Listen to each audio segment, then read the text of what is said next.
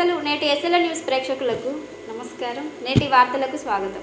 అర్హులందరికీ ప్రభుత్వ పథకాలు అందజేస్తామని మంచిర్యాల జిల్లా కలెక్టర్ కుమార్ దీపక్ అన్నారు. క్యాతన్పల్లి మున్సిపాలిటీ 9వ వార్డులో ఏర్పాటు చేసిన ప్రజాపాలన సమావేశంలో ఆయన మాట్లాడారు. రాష్ట్ర ప్రభుత్వం పిలుపు మేరకు నూతన రేషన్ కార్డులు, ఇందిరమ్మ ఇల్లు, ఇందిరమ్మ ఆత్మీయ భరోసా, రైతు భరోసా అర్హుల జాబితాని గ్రామ సభల ద్వారా ప్రజల మధ్యలోనే నిర్ణయించబడుతుందని పేర్కొన్నారు. ఇంటి స్థలం కలిగి ఉన్న వారికి ఇంటి నిర్మాణం కొరకు ప్రభుత్వం ద్వారా 5 లక్షల రూపాయలు అందజేయబడతాయని తెలిపారు. 2 లక్షలు సంవత్సరం ఆదాయం ఉన్న ప్రతి ఒక్కరూ రేషన్ కార్డులు పొందడానికి అర్హులని ప్రజలు గమనించి అధికారులకి సహకరించాలని కోరారు. అలాగే అర్హుల జాబితాలో పేర్లు లేని వారు ఆందోళన చెందాల్సిన అవసరం లేదని, వార్డు కౌన్సిలర్ లేదా ఇన్ఛార్జీలకి తిరిగి దరఖాస్తు చేసుకోవాలని సూచించారు. నిజమైన పేదలకి తప్పనిసరిగా ప్రభుత్వ పథకాలు అందేలా సంబంధిత అధికారులు తగిన చర్యలు తీసుకోవాలని ఆదేశించారు. ఎలాంటి అనుమానాలు ఉన్నా మున్సిపల్ కార్యాలయంలో తమ సందేహాల్ని నివృత్తి చేసుకోవాలని కోరారు. ప్రతి వార్డులో ప్రజాపాలన సభలను ఏర్పాటు చేసినట్లు ప్రజలు ఈ అవకాశాన్ని సద్వినియోగం చేసుకోవాలని ఈ సందర్భంగా కలెక్టర్ కోరారు. అంతకుముందు లబ్ధిదారుల లిస్టును సంబంధిత అధికారులు చదివి వినిపించారు. ఈ కార్యాలయంలో Mandamarri tahsildar Padakanti Satish Kumar, municipal commissioner Raju, vice chairman Sagar Reddy, councillor Paripalli Tirupati, ward in charge Bomma Priyamala, agriculture అధికారులు, వార్డు ప్రజలు పాల్గొన్నారు.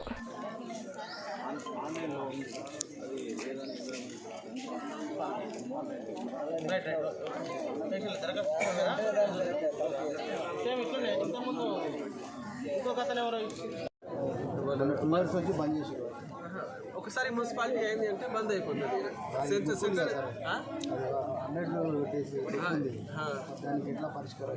పరిష్కారం లేవు దానికి. మున్సిపాలిటీ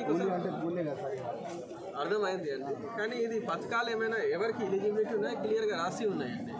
సో ఇది పల్లె ప్రాంతం కోసం ఉన్నాయి, పట్టణ ప్రాంతం కోసం ఇది లేవు. పల్లెలు అట్లనే ఉన్నాయి కదా సార్. మీకు అర్థమైంది అండి. తర్వాత కూడా మీరు చెప్తున్నారు మున్సిపాలిటీ ఒకసారి అయింది తర్వాత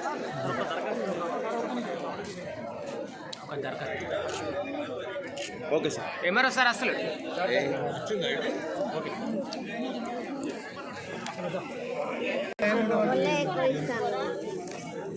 అందరూ తీసుకురా తీసుకుంటూ సాయంత్రం అనుకుంటాం. ఏం బాధలేదు.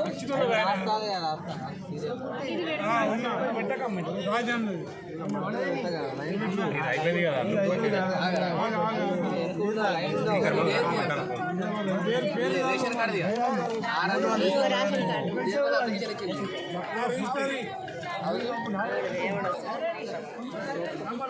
అమ్మ మేము చేరుకోవచ్చు అండి. వాళ్ళ పేరు చెప్తారు కదా, పేరు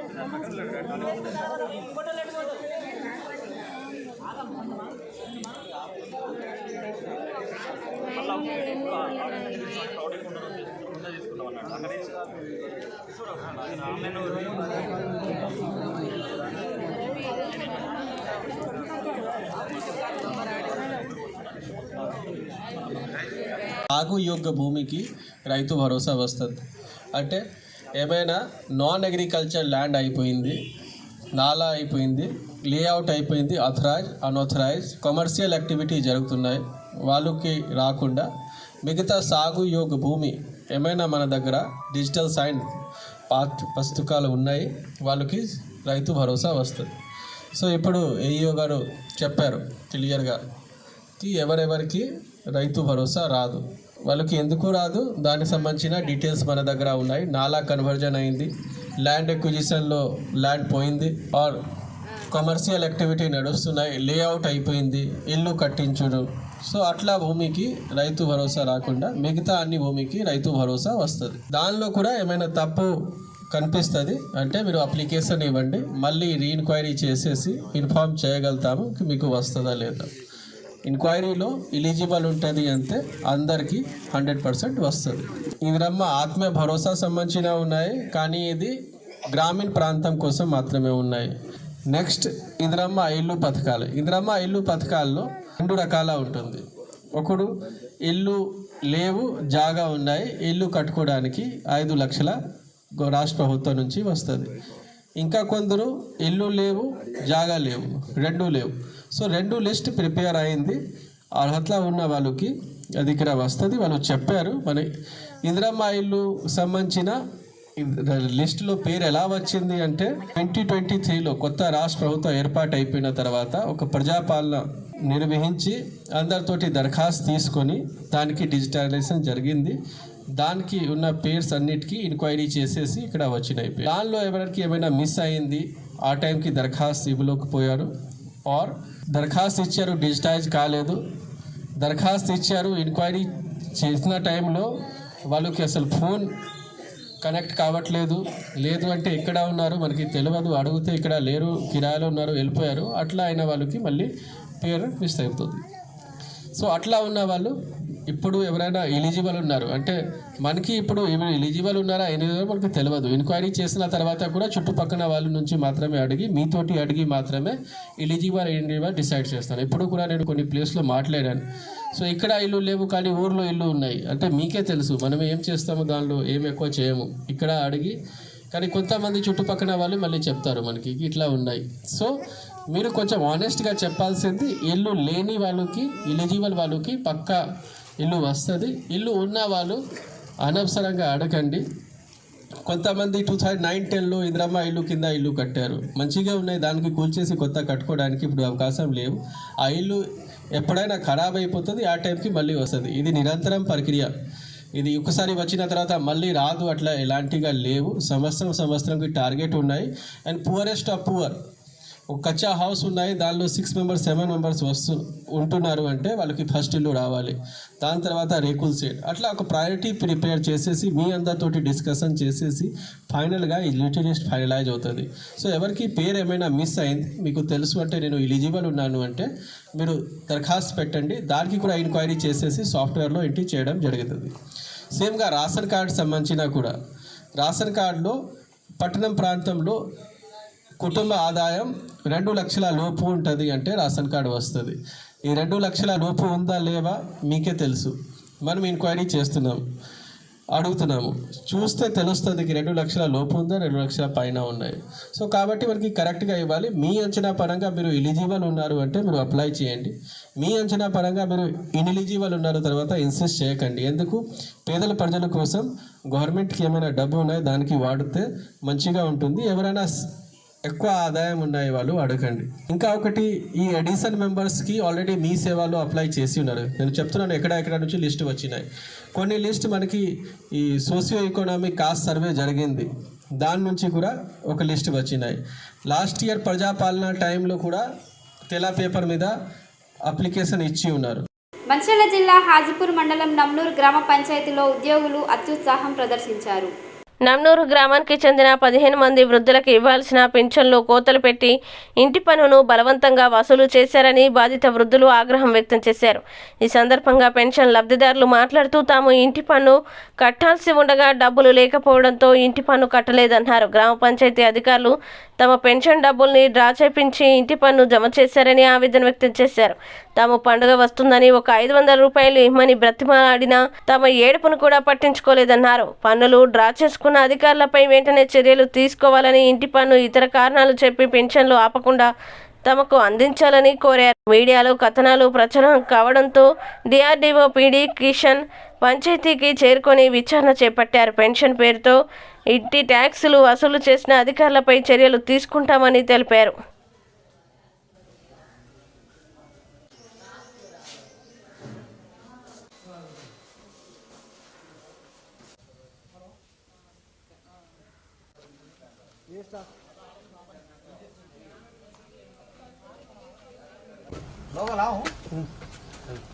వేసిన పైసలు రిసిప్ట్ ఇచ్చిందా? ఇయ్యలే ఏమన్నా సీన్ సావుకార్ ఖరాబ్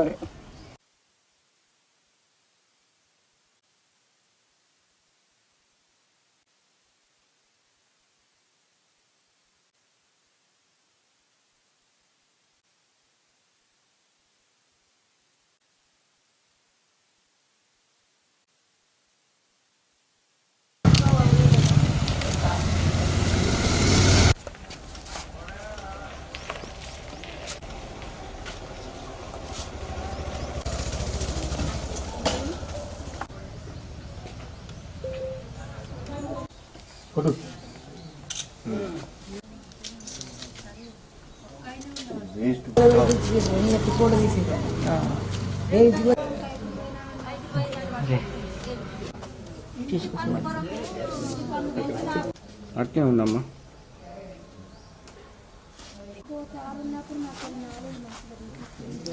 పరిశ్రమ చేస్తుట్లా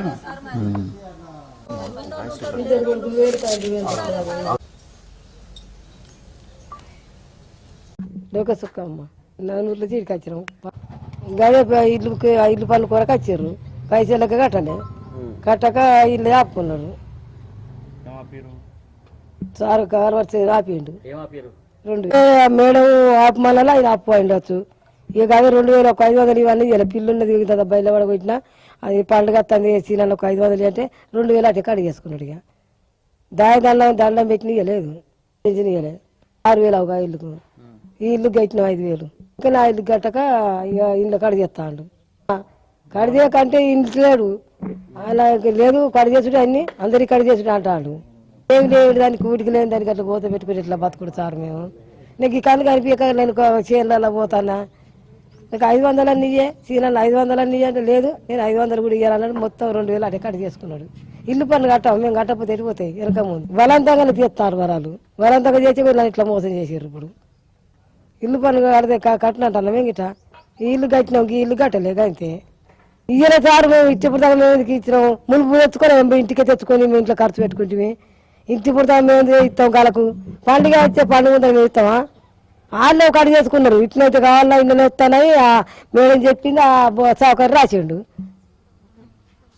ఒక్క 500 ఇవన్నీ ఇవ్వలేదు. మీరు సొంత గారు చంద్రయ్య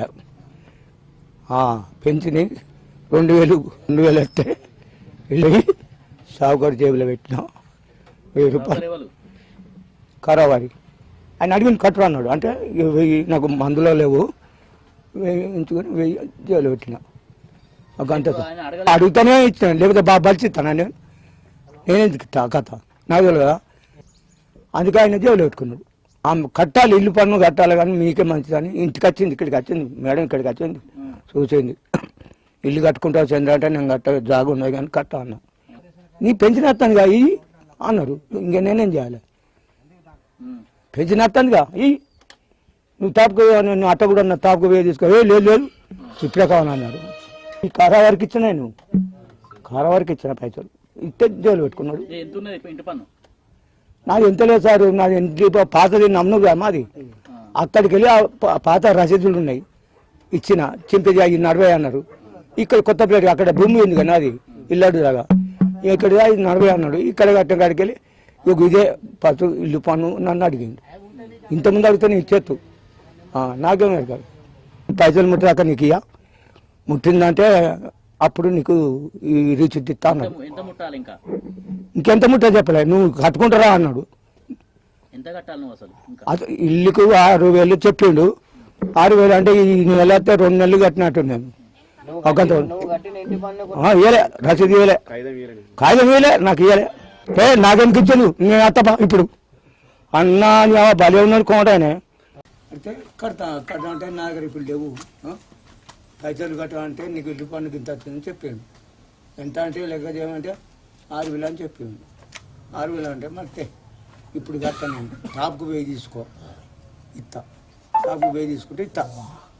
ఇక ఎన్ని నాకైతే పెన్షన్ కట్టాను కదా అని చెప్పి అన్న వల్ల నాకు ఊగితే కింద పడదాకా అంతా 1000 రూపాయలు తీసుకో, 1000 నాకు మందులకి అన్న 1000 ఇచ్చిన. ఇక్కడ పెంచింది కదా అడిగితేనే ఇల్లు పని కట్టు అన్నారు. అంటేనే ఇంక పట్టు 1000 తీసుకో, 1000 నా మందులకు అన్న. అవి కూడా ఆయనే జేబులో పెట్టుకున్న కారవాడు. మంచిర్యాల జిల్లా చెన్నూరు మండలం కిష్టంపేట గ్రామంలో పత్తి రైతులు ఆందోళన చేపట్టారు. స్థానిక వరలక్ష్మి కాటన్ మిల్లు యాజమాన్యం పత్తి వాహనాలు లోనికి అనుమతించడం లేదంటూ రోడ్డుపై బైఠాయించి రైతులు ఆందోళన చేపట్టారు. గత 2 రోజులుగా పడిగాపులు కాస్తున్నామని రైతులు ఆవేదన వ్యక్తం చేశారు. పత్తి లోడు వాహనాల్ని రోడ్డుపై నిలిపి వాహనాల రాకపోకలకు అడ్డుకున్నారు. కాటన్ మిల్లు యాజమాన్యం మరియు సిపిఓ కుమ్మక్కై రైతులను ఇబ్బందులకి గురి చేస్తున్నారని ఆరోపించారు. తిండి తిప్పలు మాని పత్తి వాహనాలతో మిల్లు వద్ద 2 రోజులుగా ఎదురు చూస్తున్నామని రైతులు వాపోయారు. సిసిఐ అధికారుల తీరుతో తీవ్ర ఇబ్బందులు ఎదుర్కొంటున్నామని రైతులు ఆగ్రహం వ్యక్తం చేశారు. అధికారులు వెంటనే స్పందించి పత్తి వాహనాల్ని మిల్లులోకి అనుమతించాలని డిమాండ్ చేశారు. దేనికి బంద్ అట? ఈ సాటర్డే సండే కానే కదా.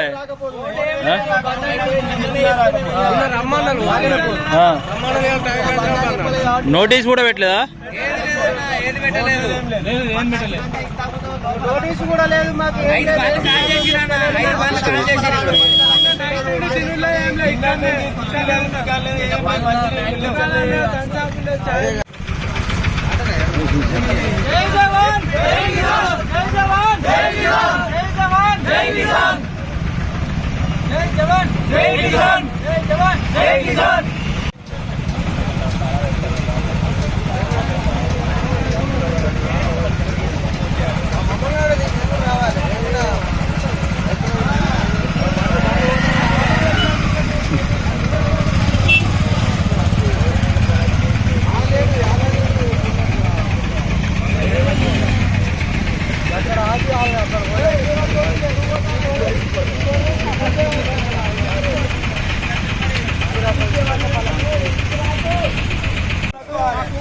ఉన్న అచ్చిన పనులు మాత్రం ఉన్న పనులు తీసుకోవాలి.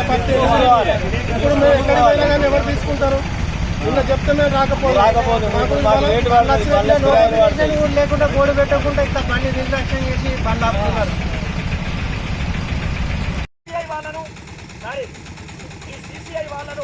చట్టపరమైన చర్య తీసుకుని రైతులకు న్యాయం చేయవలసిందిగా.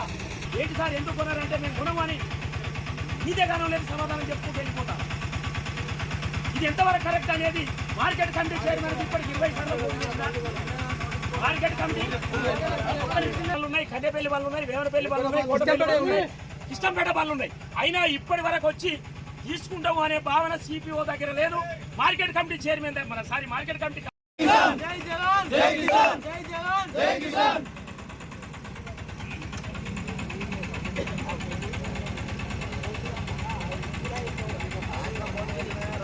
ముందు చెప్పుకుంటే మేము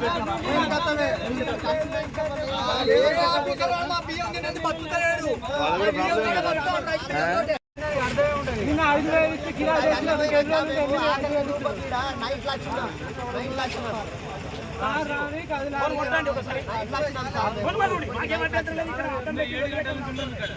గేట్ తెరవాలి, ఇక్కడ లేపాలి. ఇంకా ట్రాఫిక్ మళ్ళీ జాగాలంటే మళ్ళీ గంట అవుతుంది.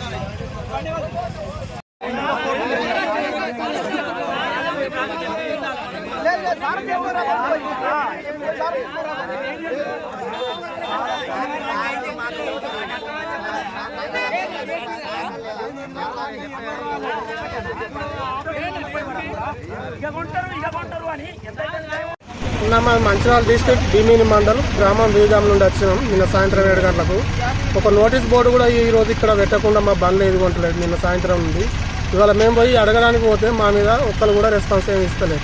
వేరే మిల్లులలో తీసుకుంటున్నారు, వేరే మిల్లులలో తీసుకుంటారట చెప్తారు. వచ్చిపోయే డ్రైవర్ అడిగితే ఈ మిల్లు కనీసం మాకు రెస్పాన్స్ కూడా ఏది కూడా చెప్పడం లేదు. ఎన్ని రోజులైంది వచ్చి ఇక్కడికి? నిన్న సాయంత్రం 7కి వచ్చినాం.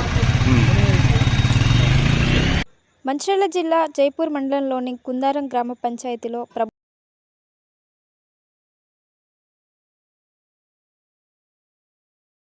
ప్రభుత్వం అమలు చేయనున్న కొత్త పథకాల లబ్ధి బుధవారం స్థానిక గ్రామ పంచాయతీలో ఎంపీఓ శ్రీపతి బాపురావు అధ్యక్షతన వివిధ శాఖల సిబ్బంది 4 పథకాల లబ్ధిదారుల ఎంపిక వివరాలు వెల్లడించారు. రైతు భరోసా, ఇందిరమ్మ ఆత్మీయ భరోసా, కొత్త రేషన్ కార్డులు జారీ, సంక్షేమ పథకాల లబ్ధిదారుల ఎంపికపై స్థానిక ప్రజలు సానుకూలంగా స్పందించారు. కానీ ఇందిరమ్మ ఇండ్ల సంక్షేమ పథకానికి అర్హుల పేర్లు లిస్టులో లేవని అట్టడుగు వర్గాల పేద ప్రజల ఆవేదనతో అధికారులపై తీవ్ర స్థాయిలో మండిపడ్డారు. దీనికి తోడు కాంగ్రెస్, బీఆర్ఎస్ పార్టీలకు చెందిన నాయకులు వారి పార్టీలు అమలు చేసిన పథకాలు, విధానాలపై ఒకరికొకరు తీవ్రంగా విమర్శించుకున్నారు. ఇరు పార్టీ శ్రేణుల మధ్య వాగ్వాదంతో ఒకరినొకరు ఖండించుకున్నారు. అక్కడే అందుబాటులో ఉన్న పోలీస్ సిబ్బంది కల్పించుకొని నాయకుల్ని సముదాయించారు. ప్రయోజనం లేని ప్రజాపాలన, గ్రామ సభలు ఎందుకని కిరాయి ఇళ్లలో జీవనం గడిపే పేద ప్రజలు ప్రశ్నించారు. ఈ సందర్భంగా ఎంపీఓ శ్రీపతి బాపురావు మాట్లాడుతూ, ఎవరైతే వాస్తవ అర్హులై ఉండి లిస్టుల్లో పేర్లు రాని పేదలకు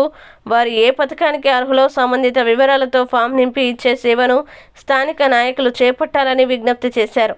పథకాల అమల్లో లబ్ధిదారుల ఎంపికపై నోటి మాటలతో అభిప్రాయాల్ని చెప్పకుండా రాతపూర్వకంగా రాసి ఇవ్వాల్సిందిగా కోరారు.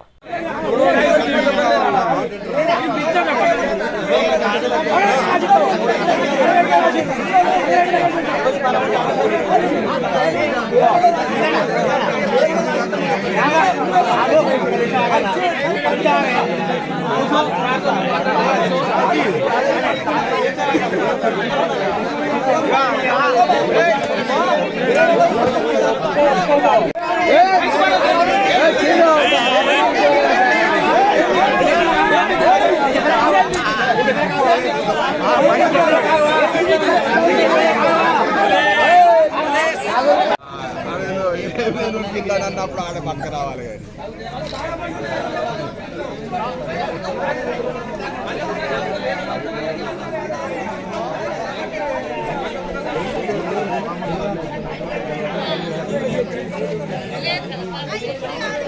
కానీ ఈరోజు కుందారంలో గ్రామ సభ జరగడం జరిగింది. ఈ గ్రామ సభలో కొంతమంది పేర్లు లేవని చెప్పడం జరిగింది. వారందరికీ కూడా ఒకటే సూచన, మీరు ఈరోజు ఎవరైతే వాస్తవ అర్హులుండి వాళ్ళు ఇలా లిస్టులో రాని వాళ్ళు దయచేసి మీరందరూ కూడా కొంచెం వాళ్ళకి సేవ చేసి ఆ ఫామ్ రాసిచ్చి వాళ్ళకు ఇల్లు అర్హులా లేదా రేషన్ కార్డుకు అర్హులా వాళ్ళు రాసి ఇవ్వాల్సిందిగా మా పంచాయత్ సెక్రటరీ ఇక్కడే ఉంటారు, తర్వాత మా రెవెన్యూ వాళ్ళు ఇక్కడే ఉంటారు. మీరు ఈరోజు 4 గంటల వరకు కూడా మేము దరఖాస్తులు స్వీకరిస్తాం. విద్యుత్ సంస్థలలో పనిచేస్తున్న ఆర్టిజన్ కార్మికులకు విద్యార్హత బట్టి ప్రమోషన్లు కల్పించాలని, తమ న్యాయమైన డిమాండ్లను వెంటనే నెరవేర్చాలని చేపట్టిన నిరాహార దీక్ష 4వ రోజుకు చేరుకుంది. ట్రాన్స్కో, జెన్కో, డిస్కమ్ సంస్థల్లో తమ విద్యా అర్హతని బట్టి గ్రేడ్ 1, గ్రేడ్ 2, గ్రేడ్ 3గా విభజించారని తెలిపారు. 20,000 మంది ఆర్టిజన్ కార్మికుల్ని పదోన్నతి కల్పించిన విద్యుత్ సంస్థలపై పెద్దగా ఆర్థిక భారం పడదని సిఐటియు రాష్ట్ర ఉపాధ్యక్షుడు ఈశ్వర్ తెలిపారు. ఫిబ్రవరి 3 నుంచి 13 వరకు బస్సు యాత్ర చేపట్టి ఖైరతాబాద్లోని విద్యుత్ సౌదా ముట్టడికి చేస్తామని హెచ్చరించారు. గత ప్రభుత్వ హయాంలో ఇప్పటి ముఖ్యమంత్రి, డిప్యూటీ సీఎంలకి తమ ఆవేదన విన్నవించామన్నారు. తాము ప్రభుత్వంలోకి రాగానే ఆర్టిజన్ల సమస్యల్ని వెంటనే తీరుస్తామని హామీ ఇచ్చి ఇప్పుడు విస్మరించారని తెలిపారు. తమ న్యాయమైన డిమాండ్లని ప్రభుత్వం విస్మరిస్తే వేసవి కాలంలో సమ్మెకు పిలుపునిస్తామని హెచ్చరించారు. ఆర్టిజన్లు చేయబోయే సమ్మెతో విద్యుత్ సరఫరా లేక రైతులు, ప్రజలు ఇబ్బంది పడాల్సిన పరిస్థితి వస్తే ప్రభుత్వానిదే బాధ్యత అని సిఐటియు రాష్ట్ర ఉపాధ్యక్షుడు ఈశ్వర్ తెలిపారు. ఆర్టిజన్ కార్మికుల్ని ఉద్యోగులు, అధికారులతో సమానంగా కార్యాలయాల్లో పనిచేయిస్తూ తమను చిన్న చూపు చూస్తున్నారని ఆవేదన వ్యక్తం చేశారు.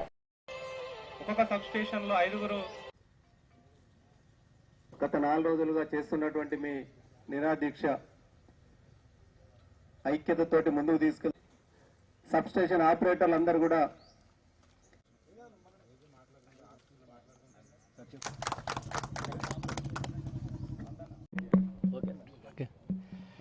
తెలంగాణ విద్యుత్ సంస్థలో ఆర్టిజన్స్ అనే వ్యవస్థ ఒకటినే కొత్తగా ఏర్పాటు చేశారు. దీనిలో 20,000 మంది ఉన్నారు. ఈ 20,000 మందికి కూడా కన్వర్షన్ ఇవ్వాలనేది టీవీఏసీ, జేఏసీ ఆధ్వర్యంలో గత 4 రోజుల నుంచి నిరాహార దీక్షలు చేస్తున్నాం. రాష్ట్ర వ్యాప్తంగా సుమారుగా 50 సెంటర్లలోనూ అట్లాగే 6 జెన్కో ప్లాంట్లలోని నిరాహార దీక్షలు జరుగుతూ ఉన్నాయి.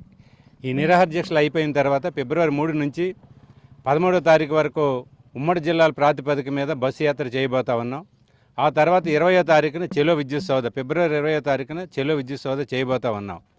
ముఖ్యంగా గత ప్రభుత్వం చేసినటువంటి చిన్న పొరపాటుతో వీళ్ళందరూ కూడా ఈ రోజున గతంలో బట్టి విక్రమార్క గారు అట్లాగే రేవంత్ రెడ్డి గారు పాదయాత్రలు చేసినప్పుడు వీళ్ళందరికీ కూడా కన్వర్షన్ ఇవ్వాలని చెప్పేసి చెప్పినప్పుడు కన్వర్షన్ అంటే ఏమిటి అనేది స్వయంగా బట్టి విక్రమార్క గారు అడిగారు.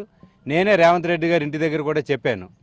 ఆ సందర్భంలో ఎక్స్ప్లెయిన్ చేసి ఐటీఐ చదువుకున్నటువంటి వాళ్ళకి జూనియర్ లైన్మెను, అట్లాగే జనరేటింగ్ స్టేషన్లు జేపీఏలు, డిప్లొమా చదువుకున్నటువంటి వాళ్ళకి సబ్ ఇంజనీరు, అట్లాగే డిగ్రీలు ఎంబీఏలు ఎంసీఏలు చేసినటువంటి వాళ్ళు ఉన్నారు. ఎక్కువ దీంట్లో మహిళలు పనిచేస్తూ ఉన్నారు. వాళ్ళకి జూనియర్ అసిస్టెంట్, వీళ్ళందరికీ ఇవ్వడం వలన డిపార్ట్మెంట్ మీద ఏ రకమైనటువంటి ఆర్థిక భారం పడదనే విషయాన్ని కూడా చెప్పాము మేము.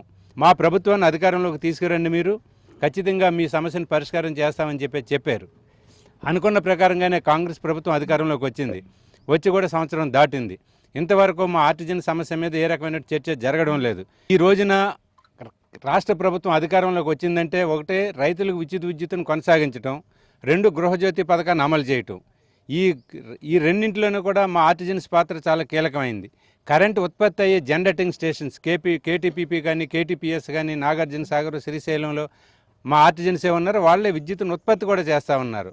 ఇంత కీలకమైనటువంటి రంగంలో పనిచేస్తున్నటువంటి ఆర్టిజన్స్ పట్ల ఎందుకు నిర్లక్ష్యం వహిస్తుంది ఈ ప్రభుత్వం అని చెప్పేసి మేము అడగదలుచుకున్నాం. కానీ ఇప్పుడు మీరు అధికారంలోకి వచ్చిన తర్వాత మీరేం చేస్తున్నారని చెప్పేసి ప్రశ్నిస్తూ ఉన్నాం. అందుకోసమే ఫిబ్రవరి 20వ తారీఖున చెలో విద్యుత్ సౌధ అంటే హైదరాబాద్కి నడిబొడ్డుగా ఉన్నటువంటి ఖైరతాబాద్లో 20,000 మందితో విద్యుత్ సౌధాన్ని ముట్టడించబోతా ఉన్నాం. ఆ రోజున జరగబోయే పరిణామాలకు అన్నింటికీ కూడా రాష్ట్ర ప్రభుత్వాన్ని ట్రాన్స్కో యాజమాన్యాన్ని బాధ్యత. అయినా కూడా సమస్య పరిష్కారం చేయడానికి మొండిగా ఉంటే కనుక ఖచ్చితంగా సమ్మె నోటీస్ ఇస్తాము, సమ్మె చేస్తాము. మన రాష్ట్రంలో పీక్ స్టేజ్ అంటే ఏప్రిల్ మే నెలలో 16,500 మెగావాట్లు మన రాష్ట్రానికి కావాలి. ఇప్పుడు కేవలం 12,500 మెగావాట్లు మాత్రమే ఉంది. కానీ 16,500 మెగావాట్లు అంటే ఒక్క క్షణం కూడా కరెంటు పోతే ఈ ప్రజలు తట్టుకోలేనటువంటి పరిస్థితి. రైతులు తట్టుకోలేరు, ఇండస్ట్రీస్ అన్నీ ఆగిపోతూ ఉంటాయి. ముఖ్యంగా ఇప్పుడు మన ముఖ్యమంత్రి రేవంత్ రెడ్డి గారు దావోస్లో ఉన్నారు. దావోస్ ఎందుకు వెళ్ళారనంటే మా తెలంగాణలో పరిశ్రమలు పెట్టండి, మేము అన్ని రకాలైనటువంటి ఫెసిలిటీస్ కల్పిస్తామంటున్నారు. ఫెసిలిటీస్లో అత్యంత కీలకమైనటువంటి కరెంటు. మరి అటువంటి కరెంటు కార్మికుల యొక్క సమస్యను నిర్లక్ష్యం చేసి పరిశ్రమలు ఏ రకంగా నడిపించగలుగుతారనేది కూడా మేము ప్రశ్నిస్తూ ఉన్నాము. మమ్మల్ని కాదని చెప్పి జూనియర్ లైన్మెన్ పోస్టులు, సబ్ ఇంజనీర్ పోస్టులు, జూనియర్ అసిస్టెంట్ పోస్టులు రిక్రూట్మెంట్ చేయడం కోసం ప్రయత్నం చేస్తున్నట్టు తెలుస్తూ ఉంది. ఖచ్చితంగా కనుక మీరు మమ్మల్ని కాదని రిక్రూట్మెంట్ చేస్తే రిక్రూట్మెంట్ని అడ్డుకుంటాం కూడా. దాంట్లో ఈ ప్రభుత్వం దృష్టికి తీసుకొస్తా ఉన్నాం. నేటి ఎస్ఎల్ఎన్ న్యూస్ ఇంతటితో సమాప్తం. తిరిగి ప్రసారం అయ్యే ఎస్ఎల్ఎన్ న్యూస్లో మళ్ళీ కలుద్దాం. అంతవరకు సెలవు.